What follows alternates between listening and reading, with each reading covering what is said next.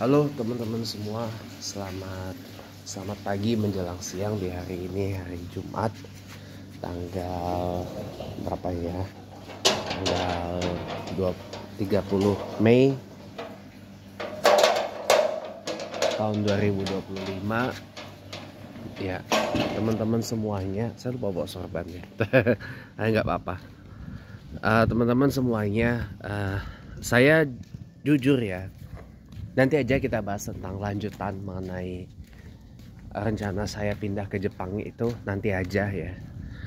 Karena ada satu hal yang saya kira lebih penting dan lebih urgent buat saya bahas ya, yaitu tentang NIR 43 pejabat dari Kemnaker atau Kementerian Tenaga Kerja yang dimana menganggap persoalan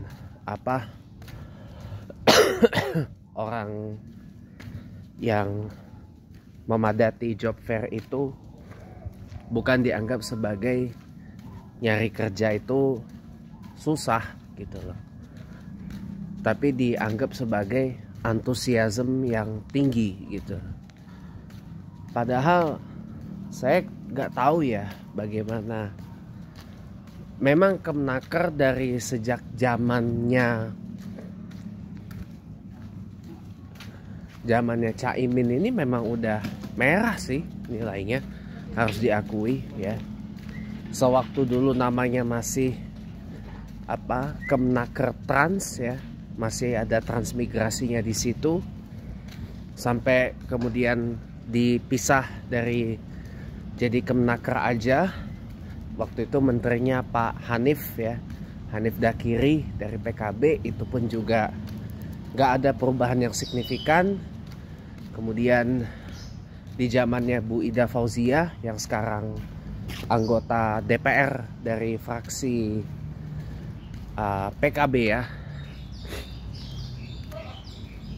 itu pun juga nggak ada yang signifikan gitu. Apalagi sekarang di era kabinet merah putih Presiden Prabowo ya, itu mohon maaf lahir batin ya, di bawah kepemimpinan Pak Menteri Yasirli ya, kan Menteri Tenaga Kerja sekarang namanya kan Yasirli ya, Pak Yasirli, itu juga nggak ada signifikannya banget perkembangan di Kemnaker, di Kementerian Tenaga Kerja gitu.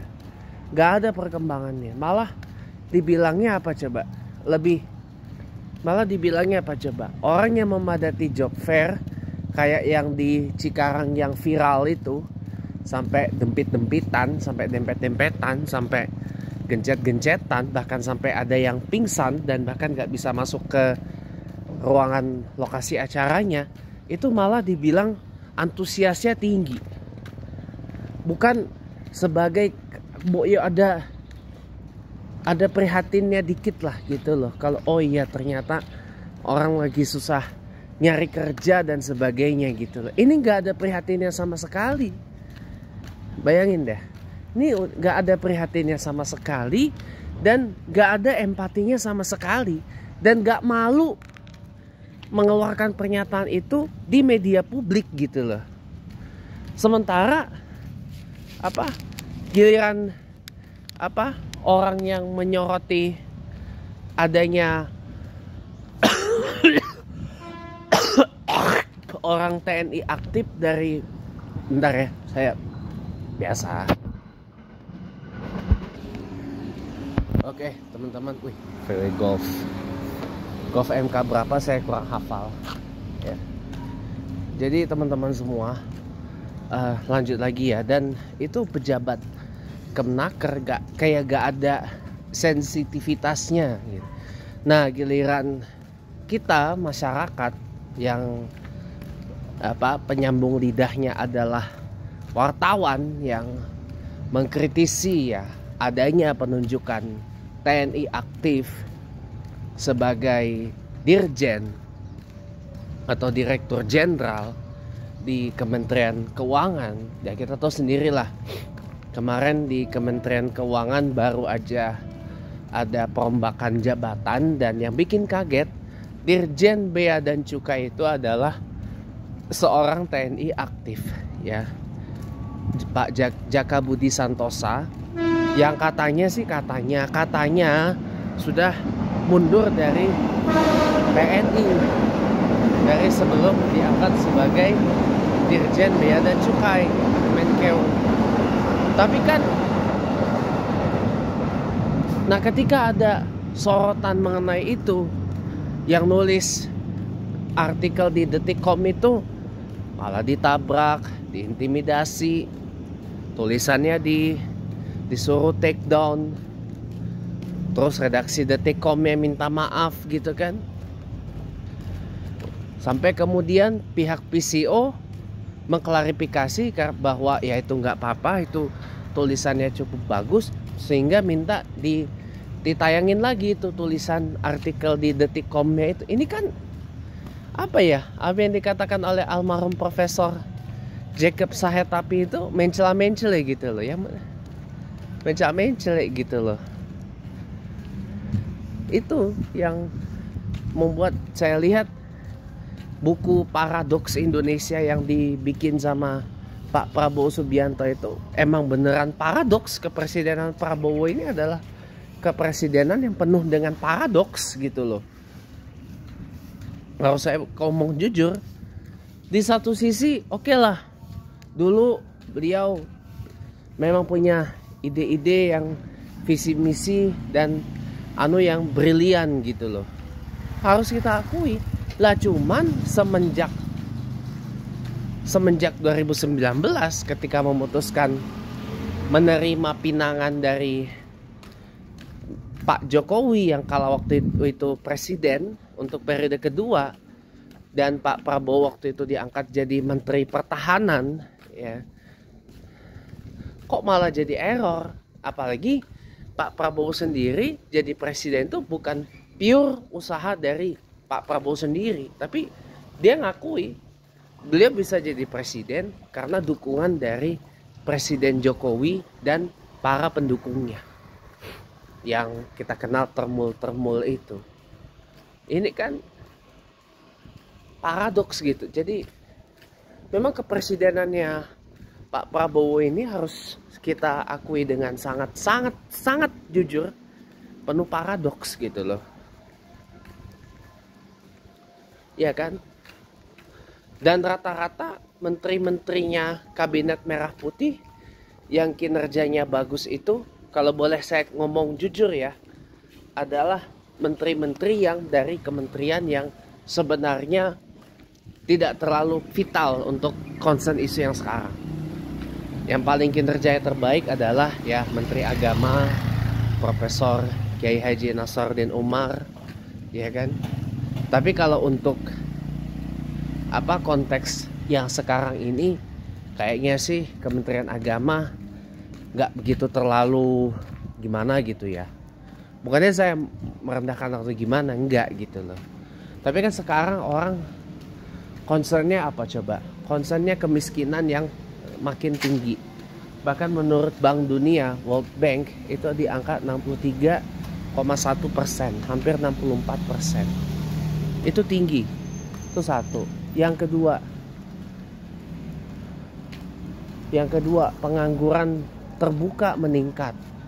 Nah, Kementerian Agama kan nggak punya peran vital lah dalam meredam ini kan, ya kan, meredam angka pengangguran yang terus naik setiap tahunnya.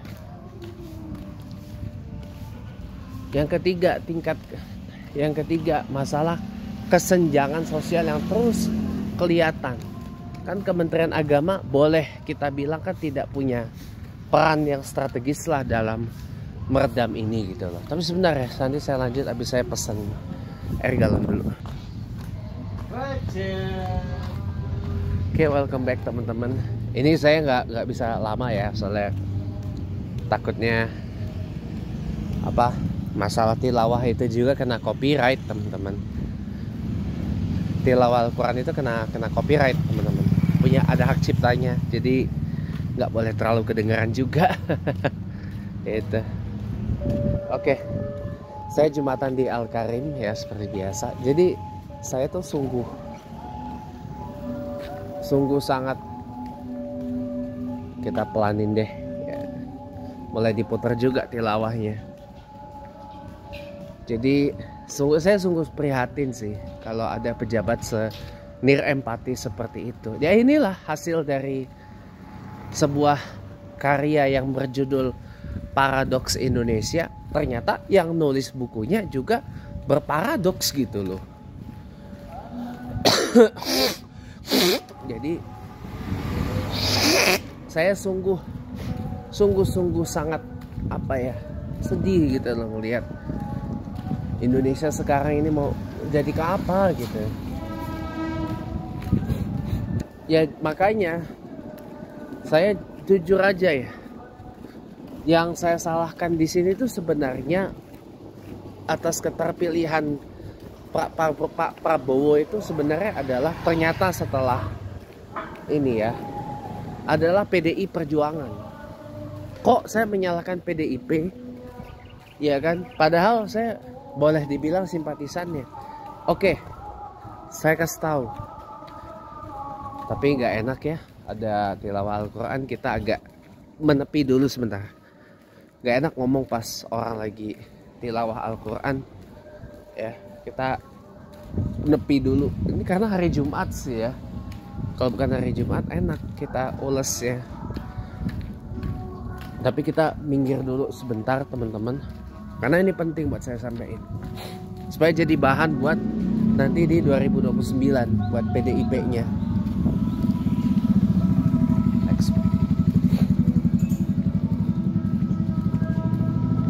Susah, sana tilawah, sini tilawah, saut-sautan. Tapi nggak apa-apa lah. Kita cari lokasi yang quiet, netral gitu ya. Karena tilawah ini copyright teman-teman. Nih, ini alhamdulillah udah agak sedikit netral ya lokasinya. Sedikit netral. Ya. Kita pindah lagi sampai kita benar-benar netral lokasinya. Kalau enggak kena copyright ya kita mesti buat ulang, padahal penting gitu loh. Tapi saya kira nanti aja lah ya kita bikinnya. Untuk sekarang saya cukup dulu ya. Saya memang itu aja sih. Video ini memang saya bikin hanya untuk mengutarakan keprihatinan saya mengenai kok bisa ya ada pejabat yang sebegitu nir empatinya di tengah orang-orang yang sedang susah dapat pekerjaan, kok malah dibilang ketika job fair itu antusiasnya tinggi, dan bukan melihat orang susah nyari kerja gitu, orang susah dapat pekerjaan gitu ya. Semoga kedepannya ya masih ada 4 tahun ya. Semoga kedepannya nggak ada lagi yang begini-gini, ada bisa kerja semua. Terima kasih banyak ya, itu aja, terima kasih.